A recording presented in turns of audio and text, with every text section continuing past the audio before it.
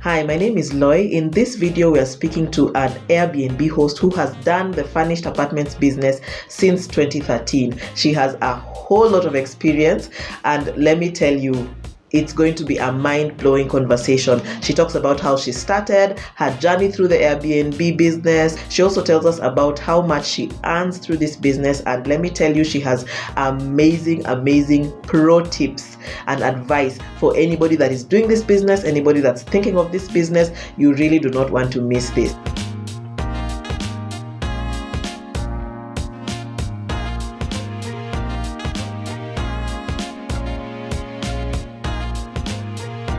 First of all, just to say thank you so much for taking your time and agreeing to speak to us. Manze, imekuwa ngumu kukupata, but I appreciate that you've taken the time. Okay, thank you too. As discussed, we're going to keep you anonymous. So I'll just ask you, when you're introducing yourself, you don't have to say your name, but maybe just give us an idea of where you're coming from and what you do. Okay, yes, I'm anonymous. I'm a lady, of course. I come from Nairobi. Yeah. Let's start with your childhood. I want to start at the beginning. Usually I like to find out where people, like venye uligrow, maisha yako venye ilikuwa, because that helps us even to really get the relatable aspect of your story. So yeah. Sure. It's true because yes, my childhood inachangia sana to what I'm doing now. Exactly. I grew up in Kibra. I didn't really have much growing up, although siezi sema we were destitute, but because my dad had a business. So what I remember from childhood is that I grew up from a father who only did business, but nakumbuka alikuwa employed at some point growing up na Wahindi. Then he kept complaining about, so hata nikigrow up nilikuwa najua employment ni kitu ya shida sana, yani because he kept alikuwa anashinda kuja home anateta juu ya kazi ni nini. So hata nakumbuka nikigrow up nilikuwa namsikia akisema venye employment ni tough, and eventually akakuja akaacha akalipa distract na akaanzisha a business, a retail business, na sasa he had to hire us.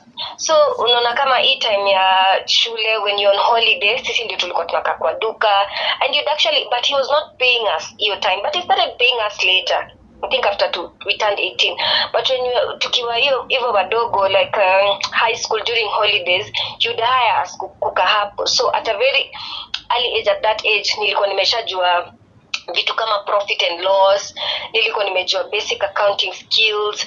Okay, at that time nilikuwa na complain sana. We used to complain, we didn't think it was we used to see it as punishment, but right now I really appreciate that because I got conversant to these things at a young age, which are really helping me now. But it was not much. It was too ile tu biashara unapata, you spend 20 bob, you get 40 bob, you spend 50. Like, he was not transacting in big volumes until later. So I think that's where my business hunger came from, because I've always been doing some sort of business on the side. Even when employed in corporate, I was always having, because in my head I've always known having only employment is not enough. You're never gonna have enough. So you always need a side hustle. I also knew that you were not totally safe with employment. You could get fired any day. So even when I started looking for a job, because eventually I got employed, but I always had something on the side. So I've always had a side hustle. Okay. So, let me jump in, and before we come to your career and how you went into employment, when you were growing up and you're getting all this, what you were thinking is punishment, working in your dad's shop. What career path what were you wanting to pursue when you grew up? Okay, let me say that growing in Kibra, because it's growing in the ghetto, although as I've said, we're not really destitute, but we're not really doing well as compared to most of my peers. We were struggling. So I am not those kids who said, when I grow up I want to be a doctor, or when I grow up I want to be this. my only goal was to make it out of the ghetto and do well. I just wanted to survive and live better. So I never really, because I remember at some point in my life I wanted to be in the army. Funny thing, I thought I'd really look good in combat. So because I had relatives women who are in the army. My dad really wanted me to be a doctor. So at some point I was like, yes, maybe this is what I want. My mom wanted me to be, other things. And me, honestly, I just wanted to make it. Okay. I never really sat down to say, I need to work hard because I need to be an engineer. I need to work hard because I know. I just wanted to live well, get out of the ghetto, live the kind of life that my parents really wanted for me, but they couldn't afford. Okay. Yeah. And so when you are coming up, is it at your dad's shop that you started earning money for the first time? Yes, I started money, yes, because he employed us eventually. When we were younger, that was before we turned 18, it was free labor. It was like a chore. Yeah, yes. yeah. I think he was paying me like 1,500 G's a month after high school. Okay. Yeah. That was the first time. So now we can come back to fast forwarding now. How did you get from, working in your dad's shop? How did you now start moving towards your own path? If it is employment, how did you start now forming your path? Oh, so now after that, of course I left. I went to Campo, and in uni mostly I was selling clothes, but it was not really. I was just trying to survive also in uni because, as I said, we didn't grow up. We were not very rich growing up, so I always needed to find a way of making some money. Then after campus, I got my first job. I got employed. So yeah. So then I started working. What did you study in campus? Education. I'm a teacher. Okay, nice. Did you follow that path? Did you get your job as a teacher? Yes, I worked as a teacher. I worked in TSC for about 5 years. I was a teacher. I was teaching maths. I specialized in. I was a mathematics teacher for a while. Of course, I've taught other subjects. But yes, I was a high school teacher for TSC for a while before I got into a government project, because now I'm not a teacher anymore. I can't really say by choice. It was an accident, but it's not big. I also like what I currently do, but I was a teacher and I really enjoyed that. But I got into a government project, which was, I don't know if you remember that in 2016, the Kenyan government took a lot of teachers outside the country. Teachers were going to South Africa. Teachers were going to different countries to teach. So I got into a project that sent me out of the country to what is it called? To develop curriculum. Okay. Yes, to countries which were not didn't really have a stable curriculum, and it was an NGO. It was a Belgium-based NGO which sponsored the government. So it was a Ministry of Education and the Belgium government. So it took us out of the country, but it was not really a good thing, because when we went there, the government couldn't pay us. Oh. Yeah, and when you're in a different country, the expenses are way much. It was not even at the outside. It was in Rwanda. Ilikuwa tu hapa Rwanda, si at going to Maju or something. But I don't know, people squandered the money and they could not pay us, so I had to come back. And I've learned today that in every bad situation comes something good, because now when we came back, we had no jobs because we came back the third term of 2016. Hizo third term za kitambo zilikuwa zinaanza sijui October, from October to December. Now times have changed, yeah? So your time when we came back, that ilikuwa third term and schools were closing, so you can't get a job because no school will employ you. You will be a liability. See, tunaenda a long holiday. So I had to get a sales job in a bank. Okay. Like the entry, the low, unajua tu when you work in a bank, mtu wa sales, field sales ndo inakuanga any entry level uko chini kabisa. So that's where I started. Okay. So but sasa unajua, I already had this teacher mentality. I've been a teacher for a while, and I think you've heard that teachers make the best salespeople. So I was able to grow up very fast in the bank. Okay. Because of this teacher mentality that teachers pick up things very fast. Teachers are not afraid to ask questions. Teachers are patient. Those things that you remember about your teacher. Yeah. So I took that mentality to the bank, and it really helped me because most of my customers identified me with the solutions that I provided other than the problems they had. And I think that makes the best salesperson. So I was able to grow up very fast in the bank to, RM, to BD, business development, to heading a sub-department in a bank. So it was a very exciting career. So I've never felt, okay, I left the bank, but I'm still in corporate. Okay. But because of choice, because I have the choice of saying, I don't want to do this anymore. But whatever I'm doing is quite fulfilling and quite fun because remember I was passionate about teaching. So what I'm doing now is similar because I'm interacting with people. So that's because Najua, you will want to ask me, if you're making this much in your side hustle, why are you still working? That question comes all the time amongst my friends, amongst my family, the people who know that I'm in business. But whatever I am doing in corporate, I love it. Of course, I don't want to do it forever, but it's never a work day for me, honestly. Wow. Okay. So let's go step by step before we come now to what the side hustle part. You are in the bank and you have really risen up the ranks. How long did it take you to go from that sales position up to kind of rising up to more serious roles? I came back in I got this job in 2018. So between 2018 and 2022, those are 5 years. Something like 4 years, yeah, 5 years. Yes. Okay. So it took me 5 years to grow in the corporate. Wow. I know some people take less, but I also know some people take longer. Remember, I've done education. Yes. And when I come to the bank, people have done Akina finance, people have done actual science, people have done those tough courses. Bank related. Education. After when you're campus or to education, we're not considered the brightest, honestly. Yeah, but anyway, Mimi, I say I just did it because, it came. So, after in the bank, I met such people.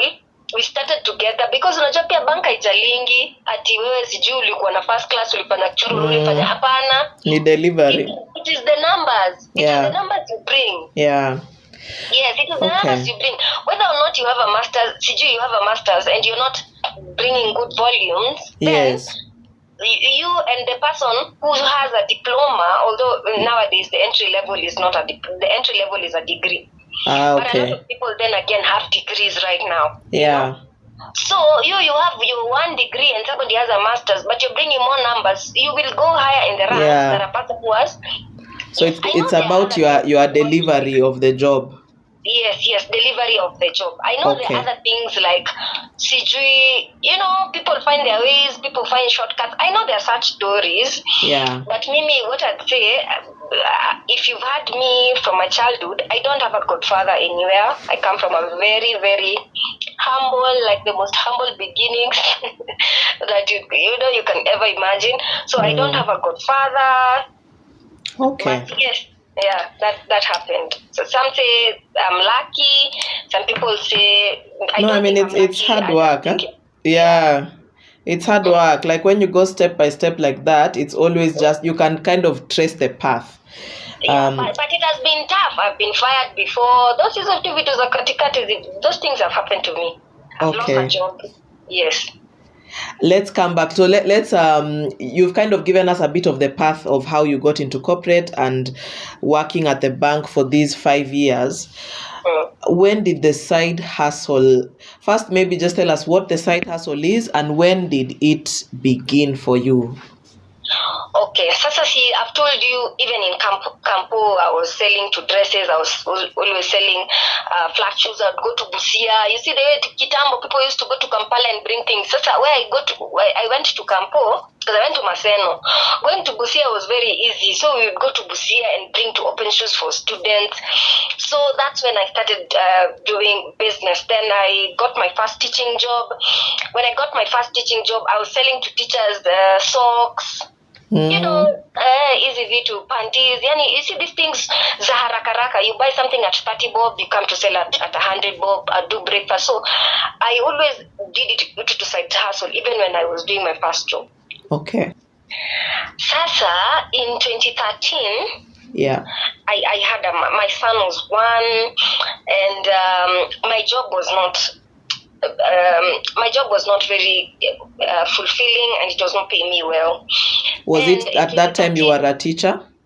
Yes, I was still a teacher. Okay. I was a teacher in 2013. I was a teacher from 2012. Yeah. Okay. So salary ya teachers, tuseme tu kweli, teachers walipwangi vizuri in Kenya. Ulikuwa unalipwa aje hiyo time? Nilikuwa nalipwa 26k. I think ilikuwa 26k. Hiyo ni gross. Alafu wanakata. Gross alafu wanakata sasa deductions. Ukatwe upate sijui ni na unajua hiyo 26 was a raise, because nikikuwa teacher wa BOG ilikuwa 15k. So 26k was actually a raise, imagine.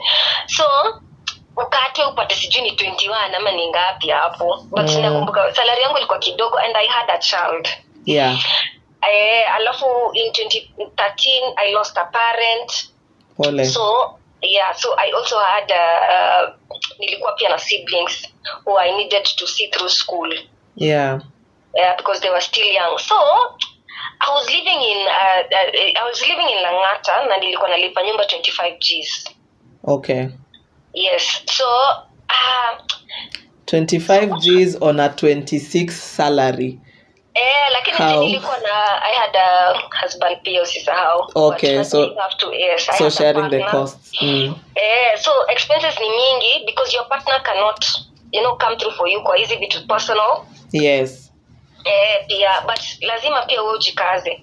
So I remember nilikuwa nalipwa hiyo around 21 Gs, na nilikuwa sasa you can see venye nasema salary haiwezi kutosha. Yeah. Sometimes expenses are too much, because unaona niko na siblings, niko na hizi vitu zote, salary ni kidogo. So I remember the first thing I needed to get help on was rent. Okay. Was rent. So nikasikia tu, okay, so this is what happened before. Unaona hii kitu ya kwenda mtu anaishi na, first of all sikusikia ati Airbnb.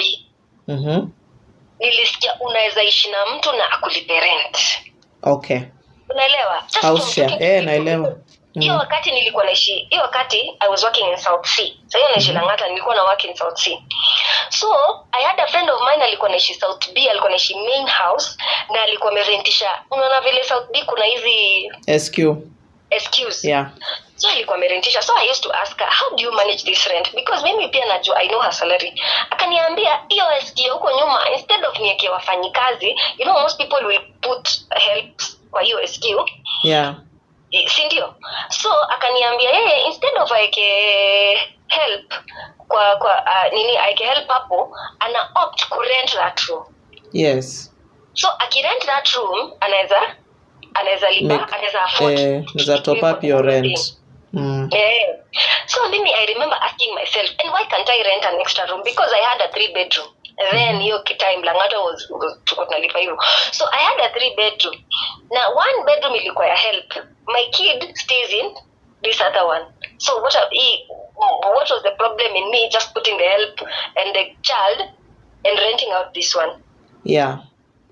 But sasa shida ni you still have issues like, hey, hapa saini this is very private, as in najua it's your own. Yeah. Now unajua that was the original Airbnb model. It was house share. Yeah. So maybe I got it from you, idea current SQ. Then I started researching hey, can I really get a roommate? Yeah. And they could rent kwa this one room. And imagine I got. So how did you get somebody? Ulipata the roommate? Okay. Sasa si nilikuwa naishi Lang'ata. Uh-huh. In Lang'ata kuna hizi hostels za watu wa college. Kuna tu estate, tuko na tu hostels. So a lot of people right now have put them down and now they're doing flats. Yeah. Yeah, because of gentrification. Lang'ata has a lot of things coming up and real estate is really growing around that area, so wanafanya gentrification. Yeah. Lakini kitambo kulikuwa na hostels. Yeah. Okay? So I'd heard that sometimes these hostels are not enough for these students. Mm-hmm. Yeah. So that was my first target. I knew I had to get somebody who'd missed out on a hostel in school na amekosa pia hizo hostels za hapo, so they needed a place to stay. Yes. Sasa in my head, I think right now sasa venye tumefika age ya researching and all, I know now it is called a niche market, and that is what I use currently to market. And you must have a target market. Yes. If you market to everyone, you will not market to anybody. That's something I've learned from this business.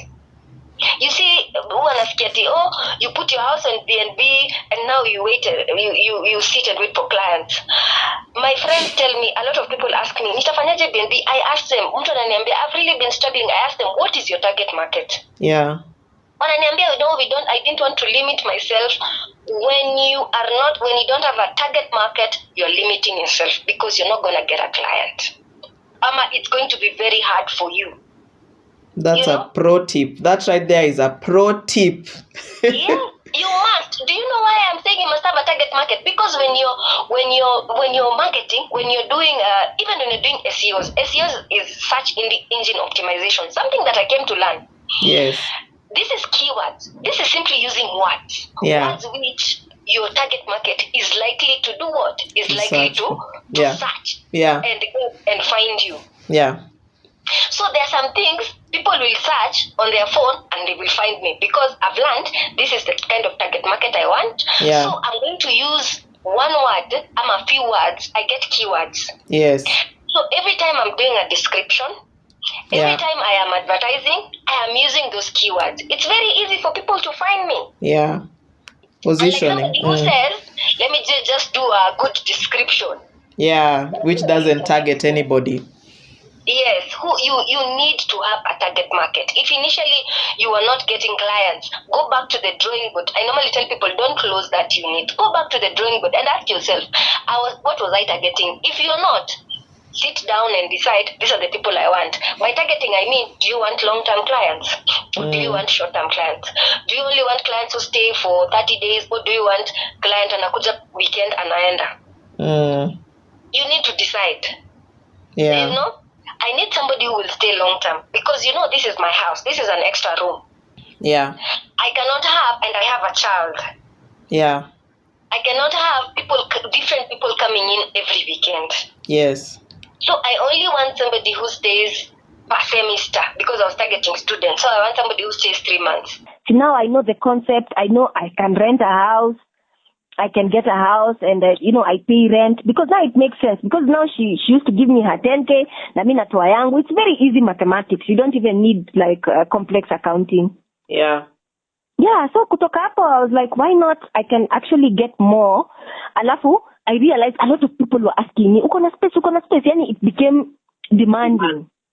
Yeah, because I'd also told some caretakers I have a room, I have a spare room. Your time when I was looking for a client. So nikaona hiki tuko na demand. So that's when I found out about, I can actually get a house. I pay rent. Yeah, then I charge. But then I changed tactic because I was scared maybe I won't get somebody, for long term. Yeah. So I decided, let me just get kama mtu anakuja 3 days, short term. Yes. So I actually did short term. Even right now I have units which I do short term, but I also have units which are strictly long term.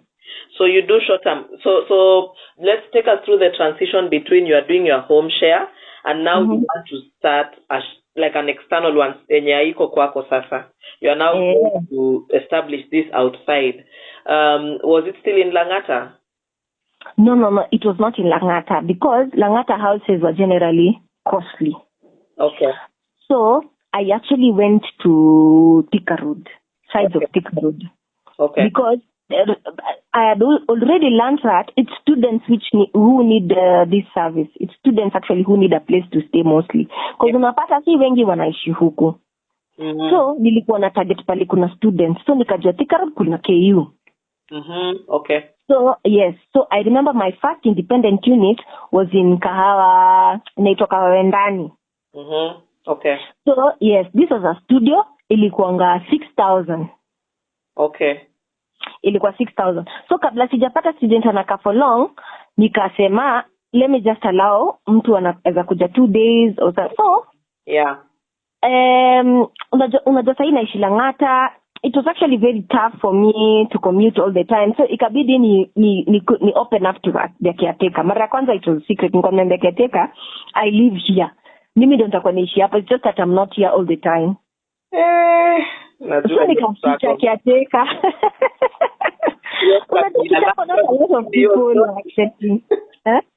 You know that struggle for the landlord doesn't know that story.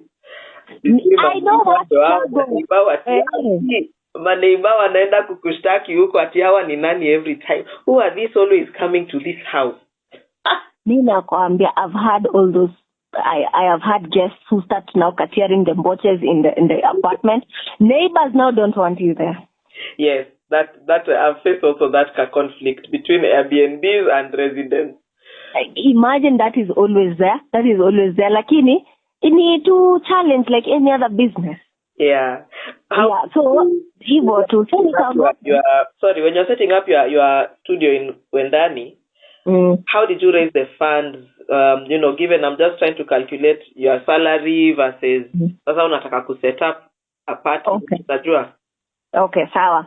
So right now ile job yangu yenye nilikuwa nafanya nisha move. I've already gone to another teaching because this was my first job. Nilifanya kama board member, so nikakuwa teacher, so of course ni entry level. So after nikuwe mwalimu for a while, I had to change jobs. Alafu me, I'm always a lover of changing jobs. I don't believe in company loyalty. Do 3 years, 4 years, you go. It always comes with a salary upgrade because you'll not leave one job for a lower salary. So I've always had that kutoka kitambo. So after about a few years I left, so I went for better pay. So right now, sijahama bado Lang'ata. And remember I still have huyu client wangu alikana mimi sana. So ikafika point I can pay this money and I can save this up. Whatever she's giving me, I can save it. Okay. So what I've done, I knew I'd started reading and I'm like, I can actually get more money when I get a different house. And in a different house, I can get more clients. I'd figured that hesabu rakaraka in my head. Okay? So I knew I need to just keep this money for 6 months. Because I remember it was 6 months because I needed 60K. Oh, okay. Yeah. So when she was paying me this 10K, nikajiambia liwe liwalo. I'm not touching that money. I'm keeping that money because I want to have another unit. So I did my research and I settled on Thika Road. And I got a studio. That's a 60K. That 60K was paying the rent. Kuna kwaga na ile deposit, rent plus deposit. Sasa unaona ni 6,000. So kipiga rent and deposit, that's 12K. Aya, alafu ukieka sijui stima maji, those things they charge you. So nime budget tuseme like 15 Gs. Okay. Aya, 15 Gs I still have 45. Yes. So this 45, now let me tell you here also. I have always said in my head, because remember when I took this, after my first client and I took in a 3-bedroom. That was, ilikuwa room ya help. So I'd not really invested on the beddings. So even in my head, kutoka kitambo, I've always told myself, this is not my house. In as much as I love my customers very much, but this is not where I live. So I'm not going to spend a lot of money, the finest of furniture. Yeah. Yes. So I've never spent the best of the best. I see people taking loans of $500,000 and spending on B&Bs, and I'm like, maybe it works for them. Maybe I've never, honestly. I've always bought secondhand. Seats, something which is not very expensive. Okay. And refurbished, then I refurbished to make it look nice. Okay. So I remember I bought a TV, sijui akina 7,000. And then I bought a seat. I went to Isili. I bought a wall-to-wall because I remember that house had bad tiles. You know those tiles because it's brown and the house is green. Yeah. Yeah.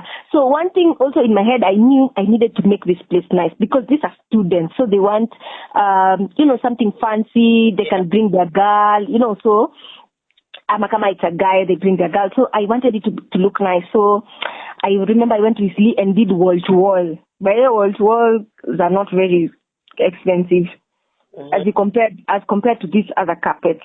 Yeah. Yeah, so I got a nice wall-to-wall. I really nilinunua the simplest of things because I had to spend. It's either I spent that. I didn't have any other money. Okay. Yes, and I really wanted it to pick. So nikalipa tu ile nikijiambia, hey, let's see how it goes. And I got a client.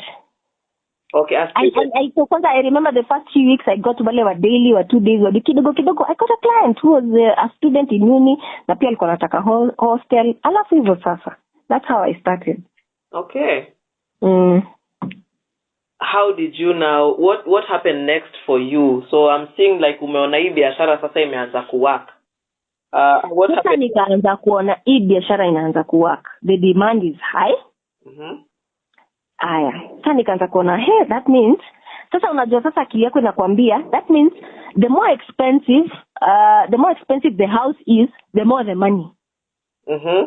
Because nishapiga hesabu nimeona if 6K can give me this in a month, because I remember hiyo nyumba nilikuwa na charge 1,200 per day.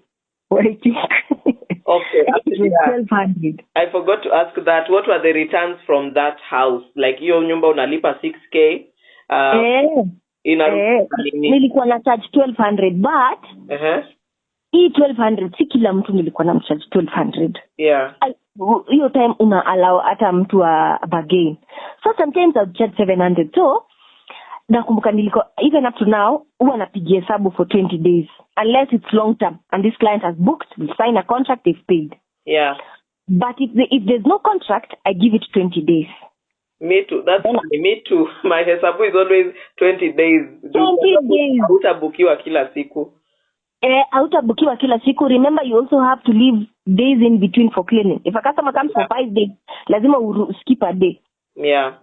For cleaning sometimes, So mimi wanajipatia. I work with 20 days. These 10 days are for hustling. Yes. So those 20 days, nikaweza kulipa rent, nikaweza kubride caretaker. Alafu tena, I remember I didn't even pay for rent for 1 month. I paid rent for 2 months because I was like, hey, what if I don't get a customer the next month? Wacha tu nilipe rent sahi. Na haikuni disappoint. It was easy. It was easy for me to get. Alafu tena, funny thing, nilikuwa na target students, but nilienda kupata hata majeshi. There's barracks there. Okay. There's also barracks there, so nikaanza kupata pia connections za barracks. Mtu mwenye anakuja kustay, they'll stay at my place. Nikaanza kuona this business is actually good. I need to get another one. So I got another one up to along Thika Road. Alafu that's when I started with Thika Road. But right now I don't have a unit along Thika Road. Okay, what happened? So I'm just going back to that first one. That first one, if we calculate to ni 20 days, now unapisha 1,200 per day. Sometimes mtu anabagain up and down. We can say on average ilikuwa inaleta maybe 20K. Something like that. I'll get 20K. Already right now I know the seasons. So I know in December I'm booked. I'm fully booked most of the time. Yeah. But I know ikifika end of January things are tough.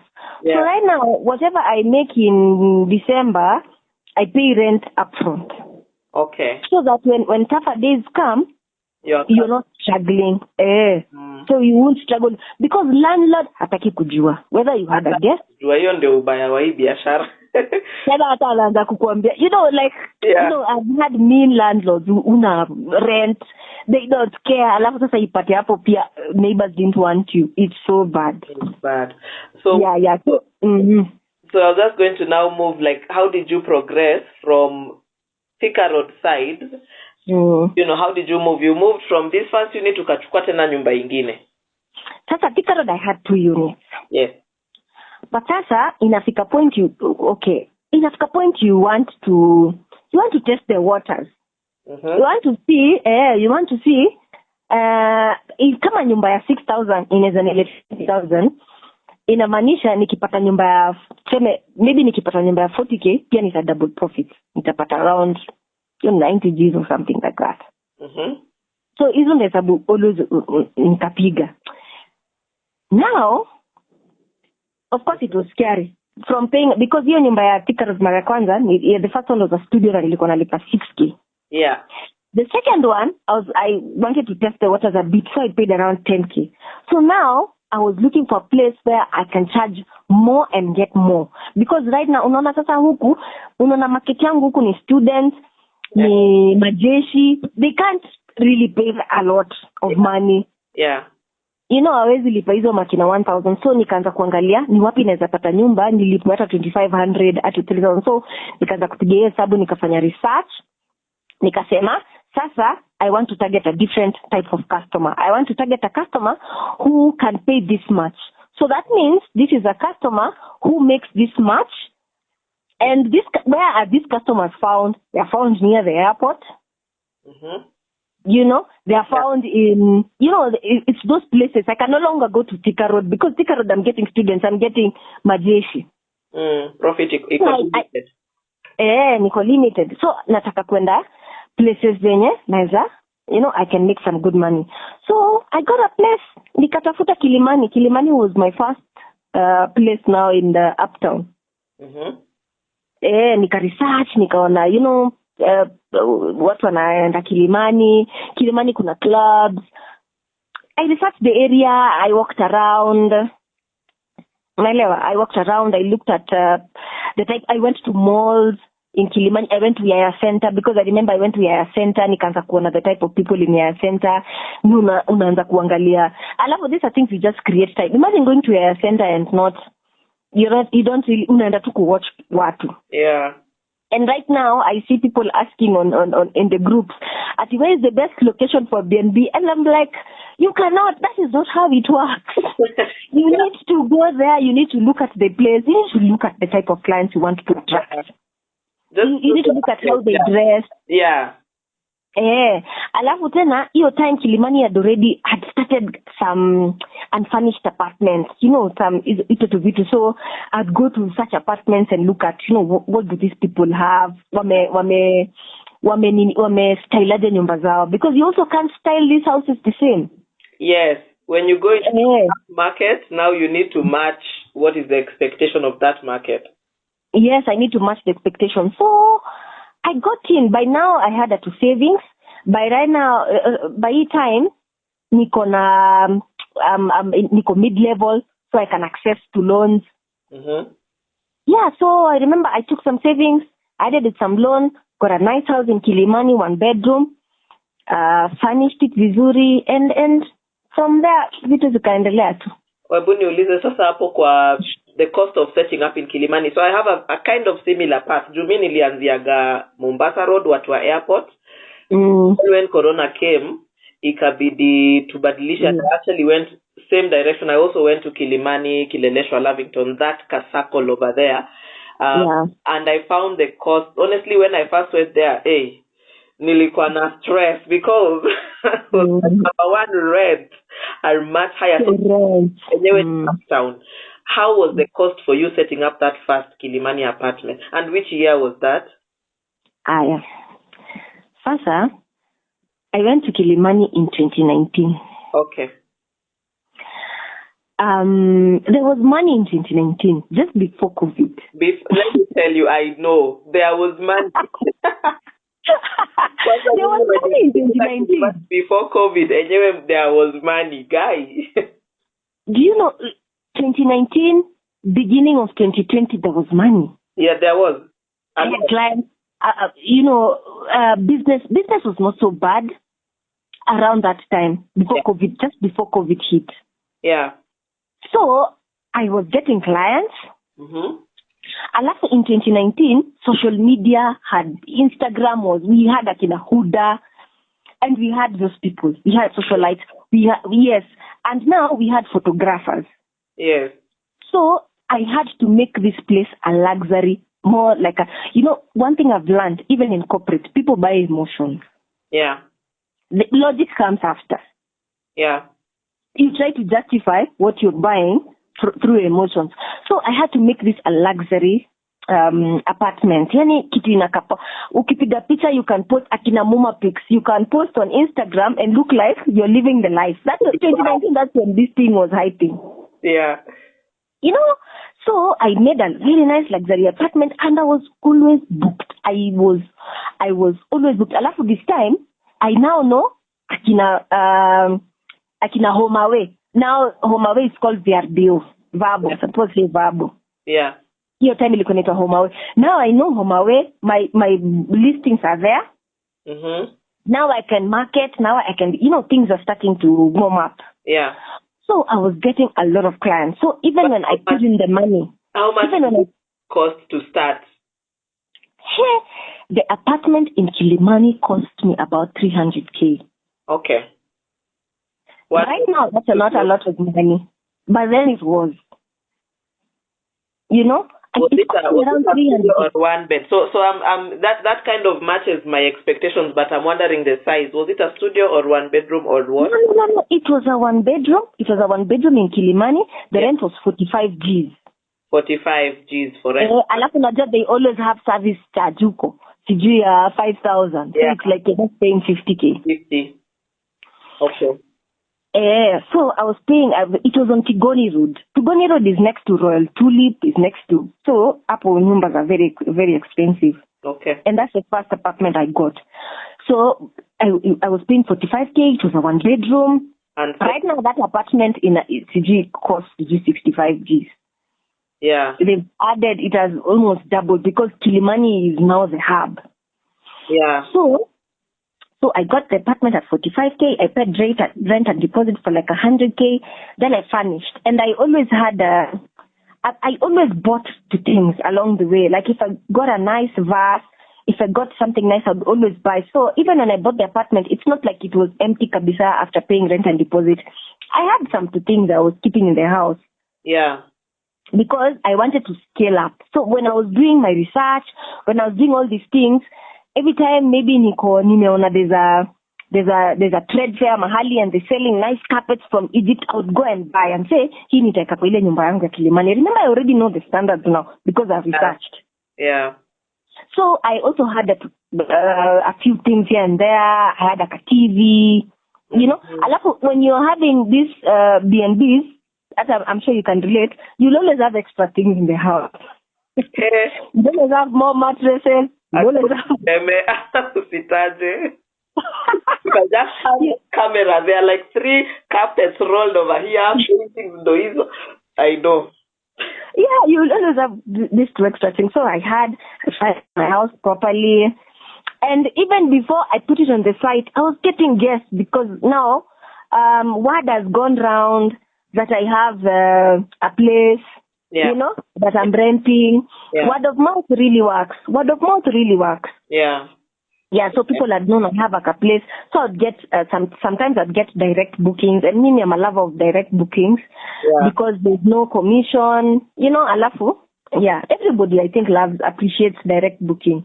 For sure. So I got both direct bookings and I also had this booking. So 2019 was a good year. Okay, those are the years. For me, when I was coming to Kilimani, expectation for one bedroom, because I know around 2018, 2019, even 2017, 18, 19, one bedroom, if somebody is coming in for long term, my target market is long term expatriates who are coming to work. Maze mtu anaweza lipa $1,500.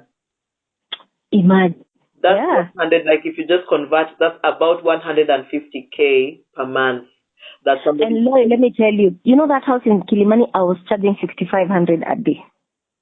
Whoa, I was charging $6,500 a day. Right now, you can't charge that. You cannot actually. You can't. This thing was saturating kitu, but yeah, at that time that was the rate. That was the rate. Yeah. So hata nipate client 20 days peke yake. Uko sawa. Niko sawa. So you can pay rent upfront, you can get another unit. And at this time, I'm not focused on this unit. It's very easy for me at this time to get cheaper units. Niende South B, nipate another unit, because this unit is paying for these things. Okay. Yeah. So I actually got more units from this particular Kilimani unit in other units. So you had picked the Kilimani one. It's now paying off. The Kilimani one is not paying off, but I also have another unit in Wanye Road, Naivasha Road. Okay. I had another unit. I had a unit in Naivasha Road, which was not very expensive. Yeah. I remember at the same time I had another unit in Jamhuri. Okay. Yes, I'm picking Jamhuri because there's Kenya Science. Oh, okay. Nowadays it's Nairobi Uni. Nilijaribu hizi area mazee, shida ya maji. Shida ya maji, ni ukweli Jamhuri ni shida ya maji, lakini sasa unajua So mimi nilikuwa nachukua mazee, watu wametoka majuu, ukianza kuambia sijui wachote maji waende nayo kwa maji. Yeah, makes sense. I know. But I also target the Sudanese. Unajua kuna big population of Sudanese around there. So hata mimi kuna time I target the Sudanese. But Jamhuri pia si kuwa rahisi. Yeah. So right now I'm having these two units which I'm sure of. Remember, I already have this mathematics I've experienced it in Thika Road. So easy hesabu ndogo ndogo hatinishindi. Charging, getting a house, charging 20k, charging 15k. Yeah. That is very kidogo mathematics. So I'm telling you about Kilimani because it opened my eyes to target bigger. Okay. Yes. Sasa niache na hiyo ya kurentisha because I'd started hiyo small at getting a house at 6,000, 10,000. Now I can get a house for 45k. Yeah. I can get a house for 50k. Then nikaanza kuona it's actually possible. Yes. Okay, so what were your next moves? So right now between 2013 and 2019 I have 4 units. Yes, so sasa niko na 4 units. So ilikuwa ni so by the time now we come 2019 there is Kilimani umechukua? Niko na Kilimani. Wanye? Niko na Wanye. Naivasha Road. Jamhuri. Okay. Na niko na Lang'ata. Okay. Okay. So now I have 4 units. That's between 2013 and 2019. But the most expensive is in Kilimani, hiyo 45,000. Yes. Alafu it was also the biggest. Because hata kama ya Jamhuri, kama umeka Jamhuri, their one bedroom is not really a one bedroom, it's still a bed sitter. Yeah. The houses are so small in Jamhuri. Yeah. Because alikuwa anataka kunini hiyo target market vile Jamhuri started to grow. So these other units are small, but sasa now my Kilimani unit is big. Okay. I didn't have much expectations because nilikuwa naona this it can go wrong, so I need to save. I'm not opening another unit until I'm sure this works. Yes, so I need to, because unaona hizi zingine pesa ni kidogo. If I don't have a client, 6,000 si pesa, inaitwa 10,000 si pesa kushinda 15k. Yeah, so I decided I'm not opening another unit for a while until this one peaks. Yeah. So I need to buffer. I need to keep this money. Yes. Then COVID happens. Oh, hallelujah. COVID happens in 2020. Mr. President Uhuru Kenyatta announces that the airports are now closed. Sijui kama ilikuwa 12 ali announced the first case. Mimi nakwambia COVID happens, and I remember when COVID happens, my expenses were about 150 Gs. To maintain these houses. All the houses now? Yes. Okay. Sasa one thing also yenye na appreciate sana, we didn't have a pay cut. Now I'm in the bank.